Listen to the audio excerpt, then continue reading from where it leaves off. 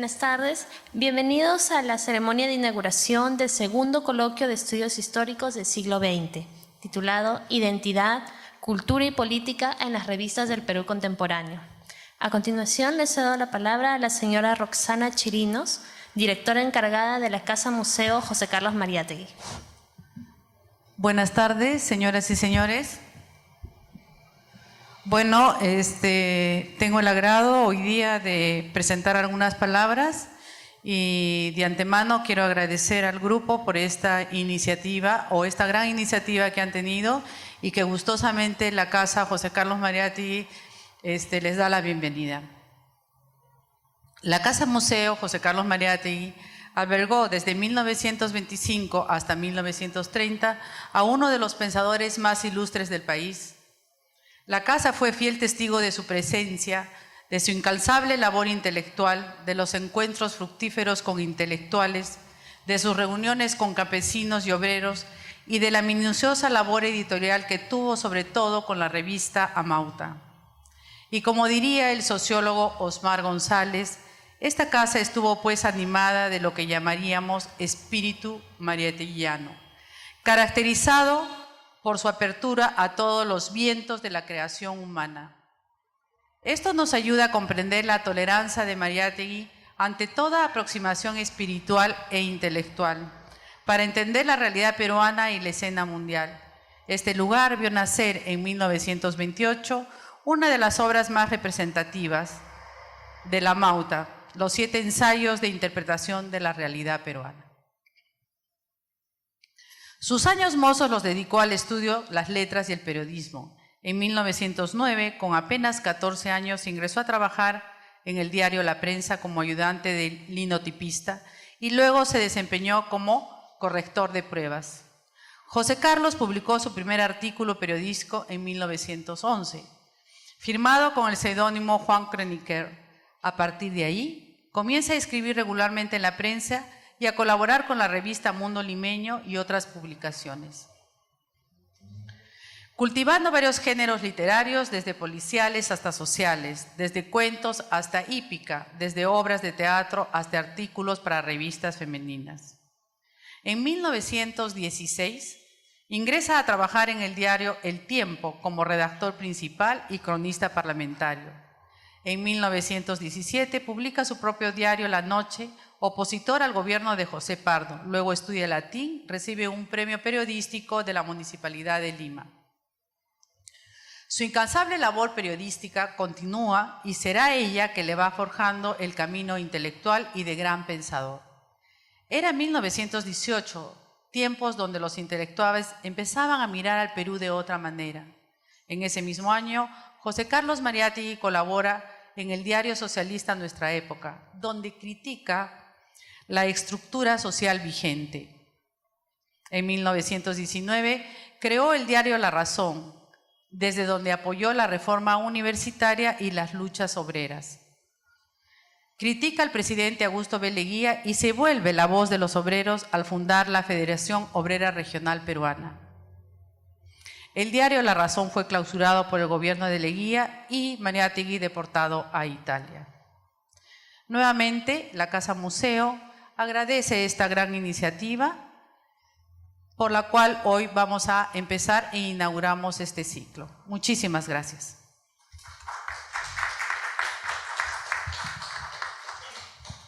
Bien, a continuación tenemos las palabras del señor Gerard Borràs, director del Instituto Francés de Estudios Andinos.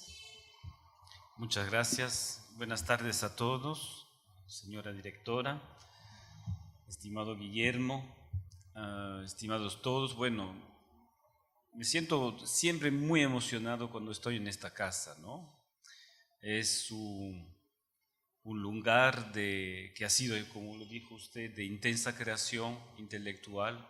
Es un lugar símbolo, ¿no?, de lo que ha representado el Perú de estos años de creación tan intensos, ¿no?, de los años 30 y 40.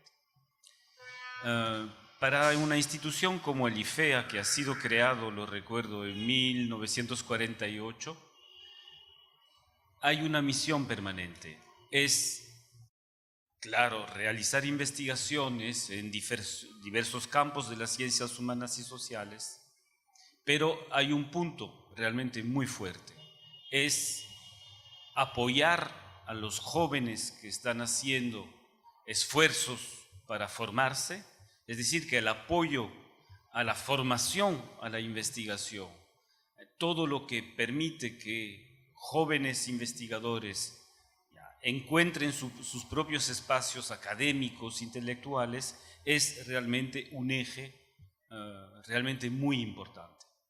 Y en este sentido siempre hemos apoyado y seguimos apoyando a la iniciativa de Guillermo y de sus amigos.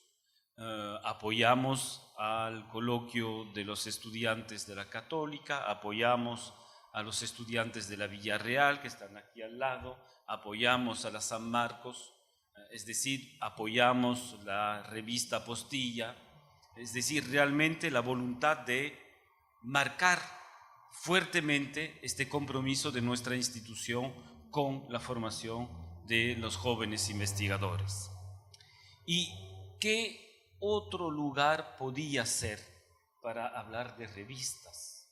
No podía haber otro lugar para reflexionar en torno a revistas, siendo lo que ha sido Amauta en aquella época. Todos sabemos que en Londres, en París, Amauta llegaba y la gente se maravillaba de lo que era. Es decir, que a partir de aquí, de estos lugares donde se venía imprimiendo, esta revista tuvo un eco extremadamente fuerte en la intelectualidad, yo diría, mundial, ¿no? Entonces sí, hay que reflexionar y felicito realmente la iniciativa, ¿no? Este papel de las revistas, científicamente me parece muy logrado el tema que se nos propone, porque hay, yo diría, un eje muerto, ¿no?, en la investigación para que volvamos a reflexionar sobre lo que son estas revistas en el Perú, que ha sido un país de gran edición de revistas, ¿no? Lo vamos a ver, y que han tenido un papel social, cultural de suma importancia. Y creo que en estos días de trabajo vamos a poder cada cual aportar un granito de arena para, bueno, mejor comprender y darnos cuenta también que hay cosas que faltan, ¿no? Y eso me parece muy bien, que en este espacio estemos aquí para identificar todo lo que queda por hacer. Entonces, decir que para una institución como el Instituto Francés de Estudios Andinos nos sentimos orgullosos de estar acá y orgullosos de apoyar las iniciativas de los jóvenes investigadores. Entonces, muchas gracias por invitarnos y nos encontrarán siempre a su lado para poder apoyar estos esfuerzos. Muchas gracias.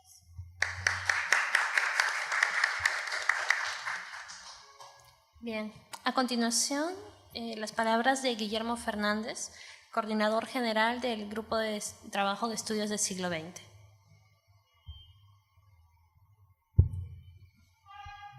Bien, buenas tardes.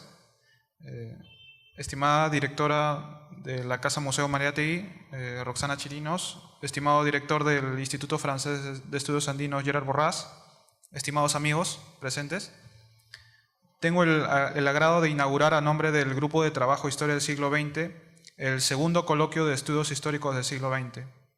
Culminan estos días las arduas labores de coordinación que hemos tenido durante aproximadamente un año. El Grupo de Trabajo es un colectivo integrado por jóvenes historiadores de la Universidad Nacional Mayor de San Marcos. Este colectivo tiene como objetivo el nacimiento de una historiografía que supere las limitaciones de nuestra historiografía dominante, aquella historiografía que se enmarca en la nueva historia política. Para ello, su labor gira en torno a 3 puntos. El primer punto es asumir una posición crítica con respecto a lo que se produce en la historiografía. Para ello, el grupo de trabajo tiene su publicación oficial, que es la revista Postillas. Es una revista dedicada a lo que son reseñas de libros y que en este evento también se presentará su primer número. Como segundo punto tenemos, y este es el más importante del grupo, tender puentes entre la producción académica y la sociedad civil. Nosotros hemos sacado un poco la historia de la universidad, ¿no? Generalmente los eventos científicos se realizan a puertas cerradas en las universidades. Hemos preferido un lugar como este, que no solo tiene llegada con las personas académicas, sino también con distintas personas de la sociedad civil. Eso para nosotros es lo más importante, hacer llegar a la historia a la sociedad civil. Y finalmente, como tercer punto, la difusión del conocimiento histórico de nuestro siglo XX. Esto porque, bueno, la tendencia historiográfica de la nueva historia política básicamente se centra en lo que es el análisis del siglo XIX. Nosotros hemos querido extender esto y por eso hemos querido retomar el estudio del siglo XX. Bueno, y en esta oportunidad hemos decidido abordar el tema de las revistas, que son los principales vehículos de avanzada, ya sea cultural, académica y política del país. A través de ellas se han generado innumerables debates intelectuales. No queremos reducir simplemente los debates a lo que fue la experiencia de una revista tan conocida como la revista Mauta o la revista El Mercurio Peruano, que son, creo, las más conocidas del siglo XX, ¿no? Para ello hemos trabajado en torno a 3 ejes, ¿no? El eje A, que es el eje de intelectuales. En este incluimos 3 mesas, que son las mesas dedicadas a intelectuales y revistas, a la mesa dedicada sobre proyectos educativos y una mesa dedicada a la universidad y sociedad. En el eje B, el desarrollo científico y cultural del país a través de las revistas. En este tenemos la primera mesa, que son itinerarios de las ciencias sociales en el Perú, y una mesa que se desarrollará el día viernes, producir historia en el Perú. Finalmente, un eje que no podíamos dejar de lado es el de ideología y representaciones políticas. Este está integrado por 3 mesas. Una mesa dedicada a la música, la política y las revistas, y 2 mesas dedicadas a una mesa dedicada a los actores y movimientos sociales, y 2 mesas dedicadas a las ideologías y representaciones políticas en distintos periodos del país. A diferencia de nuestro primer coloquio, Repensando el Perú Contemporáneo, con este evento tenemos como objetivo, en primer lugar, empezar a centrar el estudio del Perú contemporáneo a partir de un tema en particular. El primer evento fue un evento de carácter general, donde habían bastantes temas, no teníamos un tema en particular. Este evento lo hemos querido centrar en el tema de las revistas.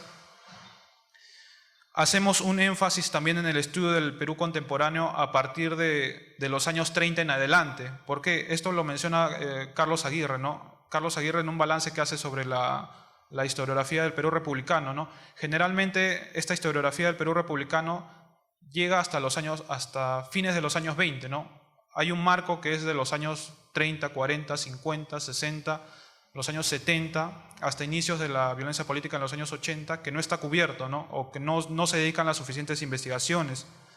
Para ello se presentan trabajos sobre la revista Alpanchis, el Boletín Bibliográfico, la revista Fénix, la revista Palabra, la revista Márgenes, la revista de la Universidad Católica, Historia de Jorge Basadre, la revista Cunan y la revista Campesino. Todas ellas en ese marco cronológico desde los años 30 hasta los años 80. Finalmente, un aspecto que no podíamos dejar de lado también en el caso del desarrollo del evento era la presentación de publicaciones. En este caso, la filósofa Savi Lazarte presentará su última publicación sobre Pedro Zulem y su pensamiento filosófico. Y bueno, para cerrar el evento tendremos la presentación de la revista Apostilla. Consideramos que lo más pertinente para una nueva publicación era presentarse en un evento como este, en un lugar como este, de tanta creación intelectual. Bueno, eso será el día viernes como cierre del evento. Finalmente debo hacer los agradecimientos del caso, ¿no? Este evento es posible gracias a la suma de esfuerzos de un sinnúmero de personas y de instituciones, ¿no? En primer lugar, a la Casa Museo José Carlos Mariatti, que alberga este evento, ¿no? A través de su directora, Roxana Chirinos. También al Instituto Francés de Estudios Andinos, que como mencionó el profesor Borrás, siempre colabora con las iniciativas de los jóvenes investigadores, y también debemos de agradecer a Editorial Horizonte. Tengo que mencionar a las distintas personas que nos han dado consejos para el desarrollo del evento, el profesor Wilfredo Capsoli, Ricardo Portocarrero, Fernando Valle, la profesora Liliana Regalado, Víctor Samuel Rivera, Jorge Moreno Matos, Mario Mesa, Juvenal Luque, Alejandro Salinas. Finalmente, también debo mencionar al equipo que trabajará con ustedes estos 3 días, ¿no?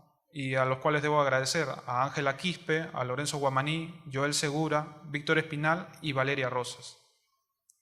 A nombre de los coordinadores generales del evento, Nadia López, Melissa Vergaray y quien les habla, Guillermo Fernández, les agradezco por su atención y bueno, esperamos que este evento sea muy productivo para ustedes. Muchas gracias.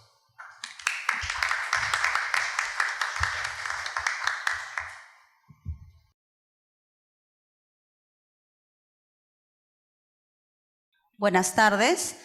Vamos a dar inicio a la ponencia inaugural de este segundo coloquio de estudios históricos del siglo XX. Bueno, tenemos la presencia del director Gerard Borrás, director del IFEA.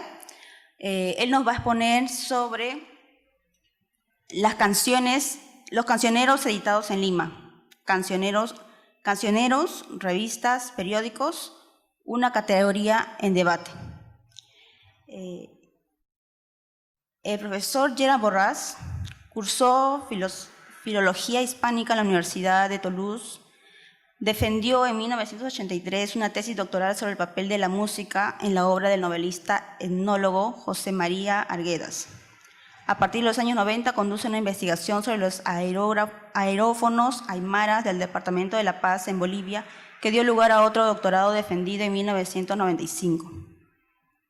En los años 2000 orienta sus investigaciones hacia la música popular de principios del siglo XX con 2 objetivos principales: proponer nuevas ediciones científicas de las grabaciones realizadas en Perú entre 1910 y 1935, contribuir a un estudio de la producción de objetos musicales, discos, partituras, cancioneros, etcétera, que permiten enriquecer el conocimiento histórico de la producción musical y la de los sectores populares de la capital peruana y de las regiones. También fue responsable del Instituto de las Américas de Rennes de 2007 al 2011 y secretario general del Instituto de las Américas en París del 2011 al 2012. Bueno, a continuación, su ponencia. Muchas gracias.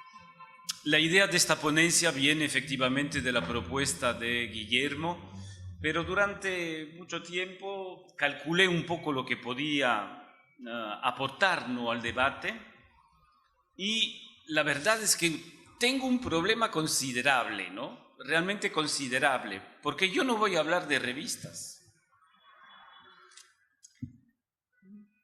Y ahí, ¿qué estoy haciendo acá, no?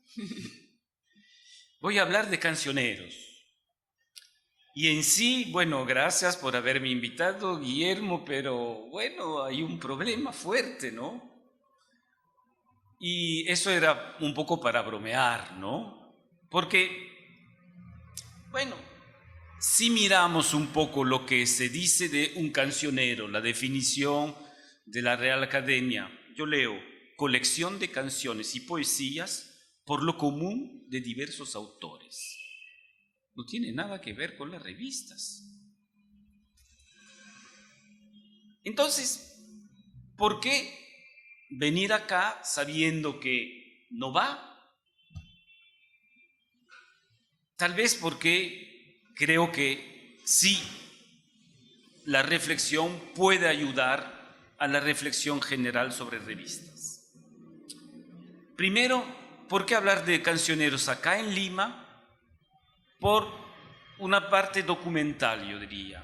Hay, y ustedes lo van a ver, se publicaron acá en Lima entre 1890 y 1950 una cantidad abrumadora de cancioneros.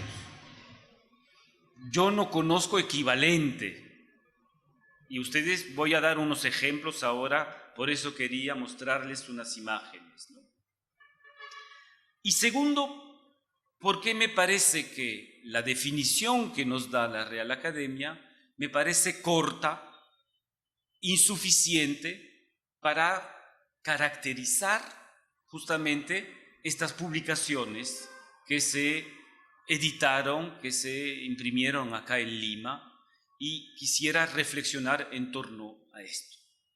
Los que conocen un poco mis trabajos saben que he trabajado mucho sobre los cancioneros, en particular 2 cancioneros, el cancionero de Lima y la lira limeña, y fue un poco el pretexto, la invitación que me llevó a reflexionar sobre estos objetos y su verdadera categoría. ¿Qué eran estos objetos? ¿Cancioneros u otra cosa? Y es un poco lo que yo quisiera compartir con ustedes. Voy a agarrar el ratón, así va a ser fácil, tranquilamente lo voy a poner acá. Sí. Voy a pasar unos cuantos slides sobre estos cancioneros. Puse, les confieso, menos de la mitad en variedad de lo que tengo en realidad. Pero ustedes van a ver que es realmente impresionante.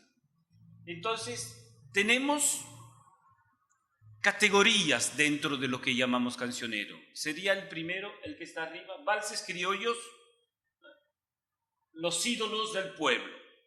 Y tenemos una cantidad de canciones que se publica y se vende, punto. Y así tenemos varios, ¿no? Jarana, Radio Inca, Lo que cantamos, Perú canta, ustedes van a otros. Voces de América, para los que han conocido el cancionero Nutrol que se daba en las boticas gratuitamente con el picot también, que ustedes van a ver.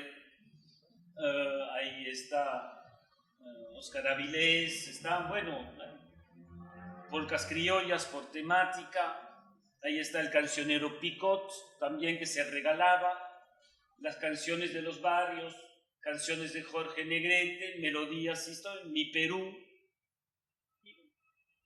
melodías peruanas, Dímelo cantando, cancionero criollo, cancionero fiesta criolla, maracas, bueno, formas, tipos. Los anteriores tenían este tamaño, el pequeño como el cancionero porteño del puerto de Callao, por supuesto, y tenemos iconografías cambiantes, tamaños cambiantes. Imagínense, yo he puesto apenas unos cuantos, pero ahí vemos una variedad increíble y no termina. Otros más grandes con iconografías. El famosísimo altavoz con la bellísima Jesús Vázquez, antena que acabo de descubrir la semana pasada, no sabía que existía, pero es otro cancionero. Bueno, no sé si han visto, pero creo que ya tenemos una variedad realmente impresionante de cancioneros. Ahora bien, miren, pongo otros, ¿no?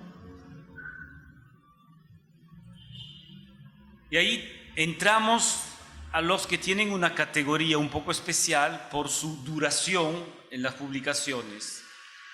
Es el caso del famoso Lira Limeña, que se publica a partir de 1929, y ven cómo están jugando sobre tamaños editoriales. Hay un trabajo para encontrar el tamaño adecuado para encontrar un público, ceñirse a la dificultad de la edición, al tamaño del papel, a la tinta disponible.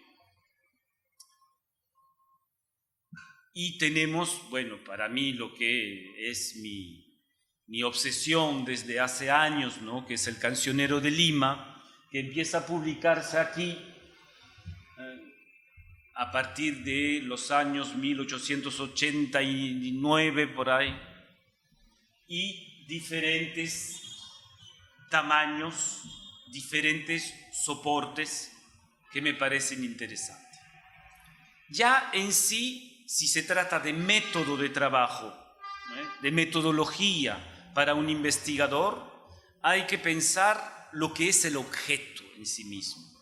Las cantidades de páginas, el tamaño, la iconografía. Bueno, hay todo un trabajo muy, muy fino que el investigador debe hacer sobre las tintas. El otro día estábamos trabajando sobre los colores de tinta que se usaban, las técnicas de impresión, qué máquinas. Hay todo un trabajo en torno al objeto. Eso es una cosa que no ceso de repetir a mis estudiantes, que no se sabe porque son 2 años que ya no doy clases en la universidad, pero bueno, ahora aprovecho la oportunidad. Miren los objetos, cómo están hechos, ¿no? De ahí se puede sacar mucha información. Y ahí hay un detalle, es que muchos de estos cancioneros empiezan a tener una característica que no siempre pensamos, pero que sí es bien importante. Puse 2 ejemplos nomás, ¿no? Podría poner, pero francamente, 50 ejemplos, ¿no? Miren, ¿dónde está la originalidad? ¿Dónde está el cambio? El cambio está en año 1, como apostillas. Año 1, número 1. El segundo ejemplo. Cualquiera, antena, número 1. No dice el año, pero es el número 1. Cancionero de Lima, de 1897. Zarzuelas y canciones, 1903, segunda serie, número 1. ¿A qué voy? Es que estos impresos se piensan como series editadas y no como un cancionero con un compendio de canciones que se vende y se acaba. Es decir, se piensan en término académico y yo diría de la edición como periódicos. Salen con una periodicidad, para decirlo así, que puede cambiar, que puede ser quincenal, mensual, y tenemos a esta gente, ¿no?, que tiene esta voluntad de aparecer sobre la duración. Y tenemos, no sé si lo puse aquí, miren, los primeros tienen un índice con 30 páginas o 23 páginas, es decir, que por la cantidad y la dificultad de la empresa a mano no van a tener una difusión rápida, será una publicación mensual por lo general, porque imagínense 1890, editar este pequeño cancionero con una prensa, sacar 500 ejemplares, lo que era el promedio de la edición, representaba semanas de trabajo, ¿no? Hacer la composición. Entonces, creo que esto es un punto que tenemos que tener realmente a la mano. Y sale este genio que a mí me fascina, lo repito, que es el Cancionero de Lima, y que en un momento viene a llamarse Semanario Festivo Popular. Y desde 1913 hasta 1947, cada semana, sin faltar un número que termina en 1800 y pico, encontramos entonces este objeto fascinante que se llama el Cancionero de Lima.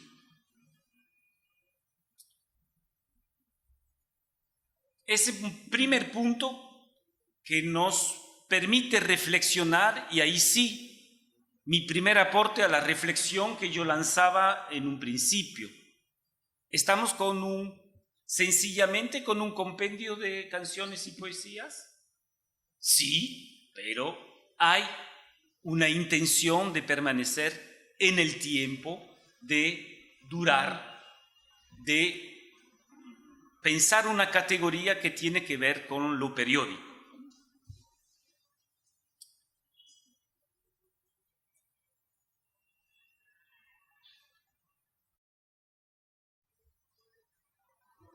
A partir de allí hay un cambio, otro cambio, que me parece ser una ruptura fundamental. Si bien hemos conocido con los primeros ejemplos del Cancionero de Lima, que eran cantables de zarzuelas, con la nueva edición del Cancionero de Lima, que empieza en 1913, muy rápidamente identificamos una ruptura profunda en el contenido del cancionero. Desgraciadamente tenemos lagunas gigantes en cuanto a números.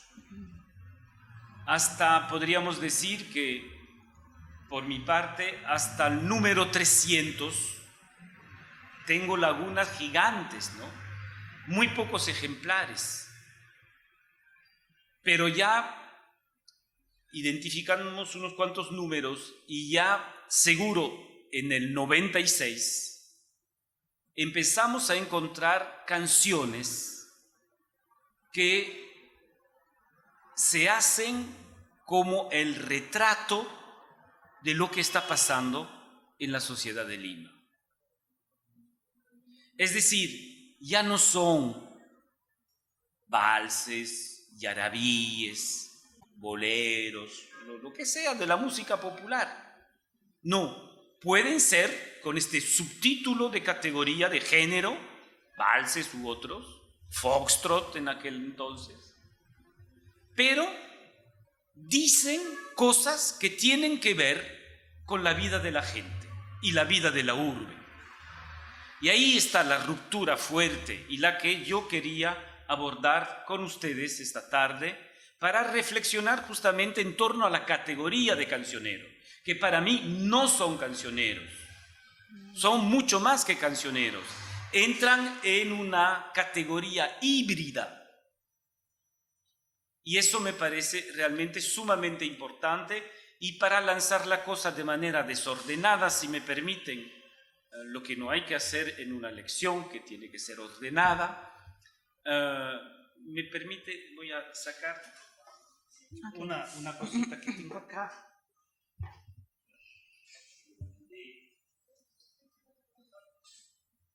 Que todos lo conocemos, dormimos con este libro.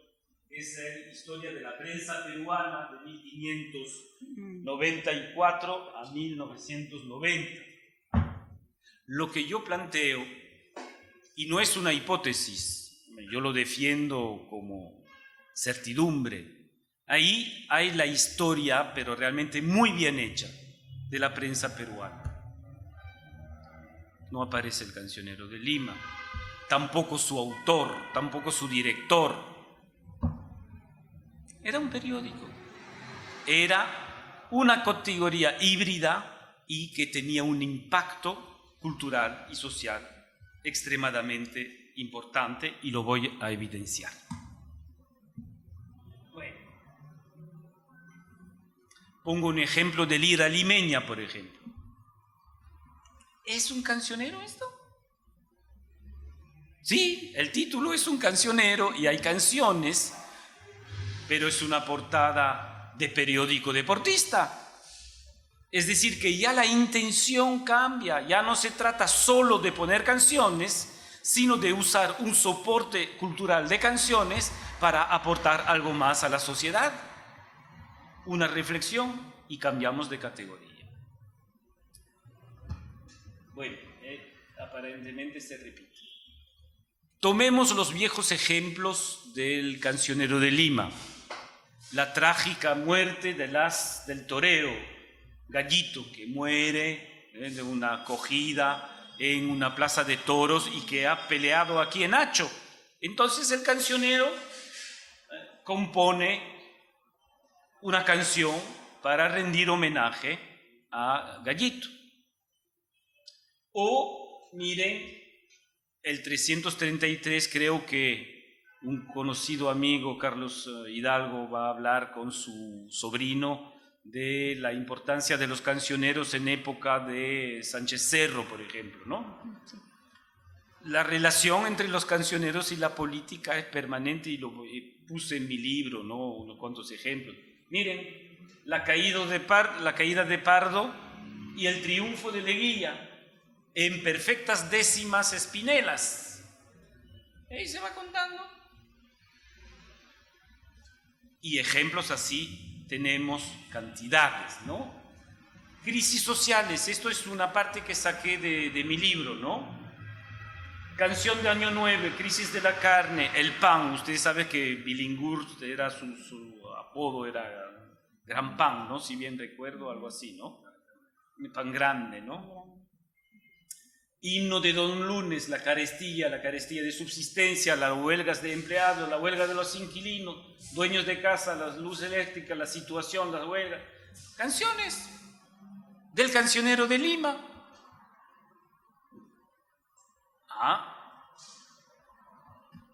La carestía. Pongo un ejemplo.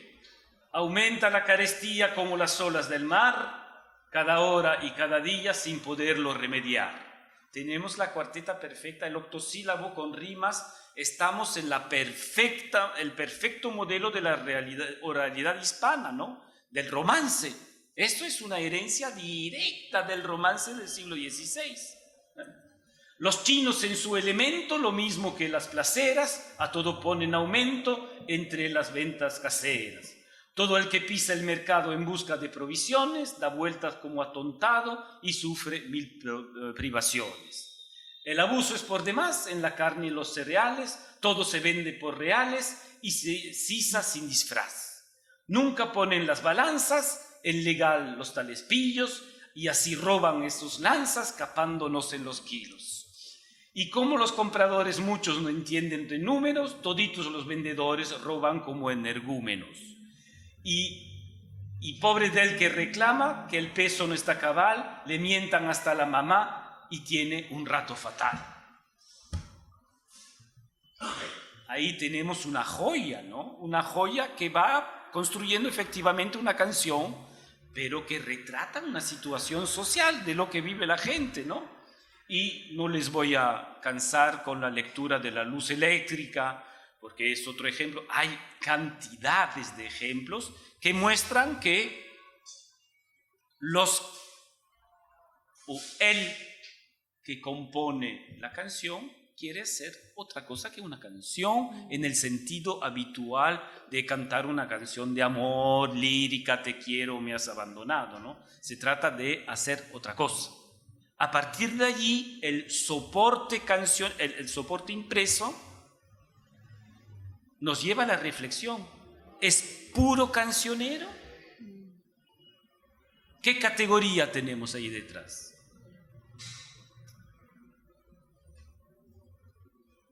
Puse el tema, ustedes saben que desde el Tratado de Ancón hasta el Tratado de Lima en 1929, la vida política del Perú estuvo empapada, giró en torno al tema de las cautivas de Tacna, Arica y Tarapacá.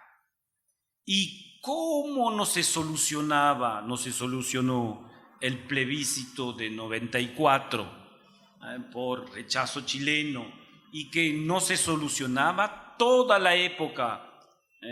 Leguía hizo mucha propaganda, Billinghurst estuvo allí, bueno, toda la vida política giraba en torno a la reivindicación de Tacna y Arica.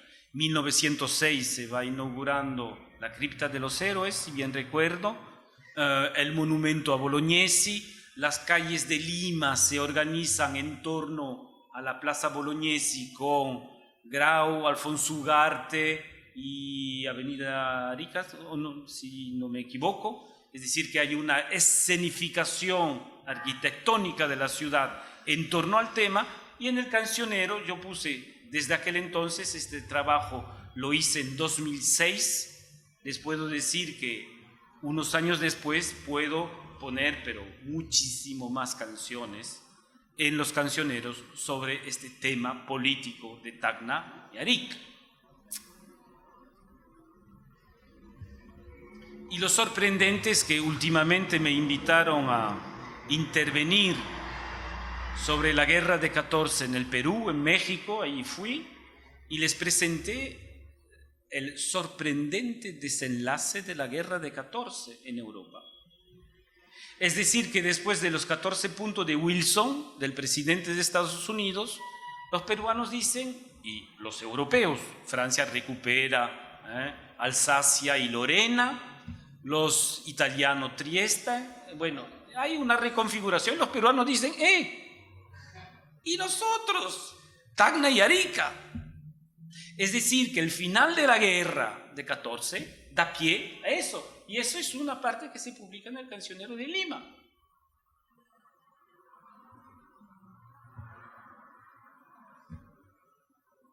Y ahí arde Troya, ¿no?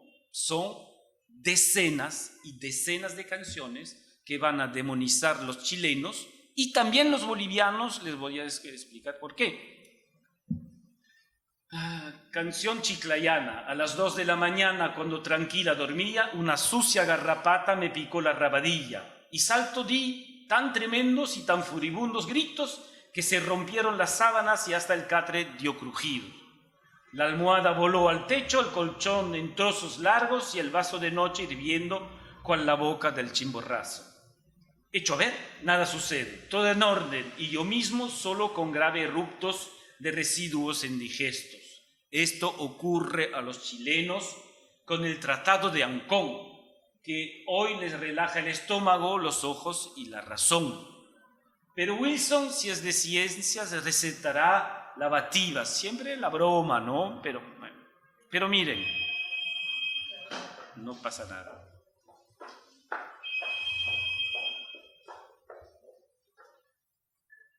Justo antes de la negociación de Versalles, el presidente Montes, expresidente Montes, Ismael Montes de Bolivia, negocia directamente con los chilenos para recuperar una salida libre a espaldas de los peruanos, sin pedir nada a los peruanos.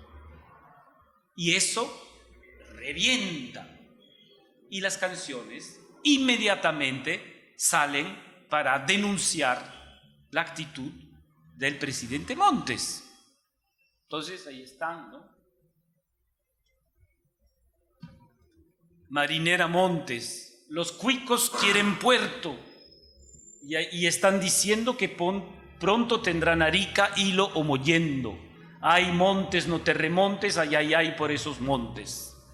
Pero en vez de estos puertos, los de tu casta, ¿por qué no recuperan Antofagasta? Ay, Montes, el Perú por tu patria quedó arruinado, y en vez de agradecerle, lo has traicionado. Tú estás seguramente sugestionado por tu Onofrov, que era un señor que hipnotizaba acá en Lima, ¿no? Que es un malvado. Los que cual tú así piensan son unos pocos, bolivianos ingratos, torpes y locos. Bueno, y ustedes ven, fuerte, ¿no? Es bien fuerte. Es decir, que en los cancioneros encontramos el debate nacional. ¿Son solo cancioneros?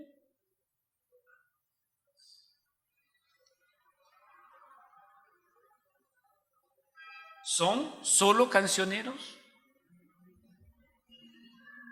Con un acróstico dedicado a Víctor Raúl Aya de la Torre: valiente, invincible ciudadano, todos, renombre, así se lee, Víctor Raúl Aya de la Torre.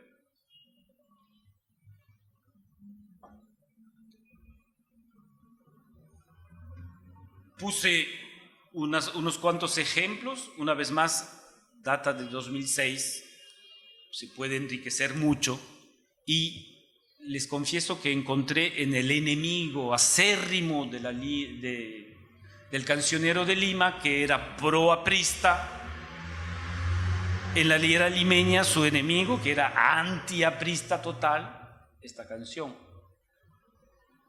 El APRA es un caudillaje con coro inglés. El APRA es un amarillo peligro burgués. El APRA no es comunista, el APRA no puede ser, siempre ha sido oportunista, el demagogo burgués. Los apristas delatores, vendido al oro inglés, denuncias a Sánchez Cerro que el plenum es de temer. Ay serafín, ay querubín, tocar el arpa con spelusín. Ay serafín, ay querubín, tu arpa sin cuerdas parece flautín. El APRA es un instrumento para subir al poder, los apristas del momento son los fascistas después, qué fuerte, ¿no? El APRA de Raúl Haya, que espera para regresar, que lo llamen los obreros, entonces nos va a llegar. Imagínense de la violencia, estamos en una polémica política increíble y el escenario son los cancioneros. Entonces, eso ya creo que aporta la prueba de que tenemos que pensar estas categorías de manera diferente. Quisiera terminar con lo que desde hace tiempo me está rondando en la cabeza, ¿no? ¿Quiénes componen las canciones? Uno, si miramos el cancionero de Lima, tenemos a un dueño que se autotitula el Marqués de Lema, que tiene un seudónimo, como se estilaba en la época, el propio Mariátegui tenía su seudónimo, de Mario de Desma, que era el dueño, propietario del cancionero. Y la inmensa, yo diría el 90% de las canciones son anónimas, como se estilaba en aquel entonces en la tradición oral hispana. En los romances no hay autor, no hay. En los corridos mexicanos no hay autor. En el vallenato tradicional no hay autor. Y es la matriz idéntica del octosílabo. Solo que ahora, después de haber dicho en mi libro que estas canciones eran reflejo del espacio social amplio de Lima, yo discrepo totalmente de mi afirmación. Cuestiono totalmente mi afirmación. Y esto es parte de la lección, ¿eh? ¿Ya? Es decir, que el investigador debe cuestionarse permanentemente. Y creo que lo que dije es falso. O mejor dicho, es inexacto, para decir las cosas. Yo creo que el que componía era el dueño. Es Ledesma el que compone, es él. Porque si bien existían canciones que se creaban, él no podía, hacía números casi temáticos y tenía una capacidad para versar, para hacer versos increíble, ¿no? Y uno, cuando lo practica durante años como lo he hecho, lo reconoce en su estilo. Entonces, esto plantea también otro problema, ¿no? Es decir, que estamos ya con un soporte periódico, comprometido socialmente, que escapa a la categoría, en parte a la categoría de cancionero, pero que se convierte como un instrumento a veces de propaganda política. Y eso nos debe llamar la atención. Falta mucho, lo dije en introducción, es un avance de investigación. Yo estoy preparando la historia del cancionero de Lima, ¿no? Desde el inicio hasta el final en 1947, con todas sus etapas. y lo que ha seguido, porque, bueno, el hijo ha seguido inventando otros formatos, ¿no? Pero creo haber mostrado bien rápidamente, pero de manera, ojalá, convincente, que la pregunta de inicio, ¿no?, el punto de interrogación en mi título se justifica plenamente. No estamos con una categoría pura, cancionero, sino con otro material y que busca un impacto social fuerte. Su intención es esa, no solo vender, sino tener un impacto en el espacio social al que lleva informaciones, un accidente, un crimen, la carestía de subsistencia, pero también comentarios fuertes, ¿no? Entonces, esto sería la conclusión de esta breve exposición y libre para debatir con todos ustedes. Muchas gracias.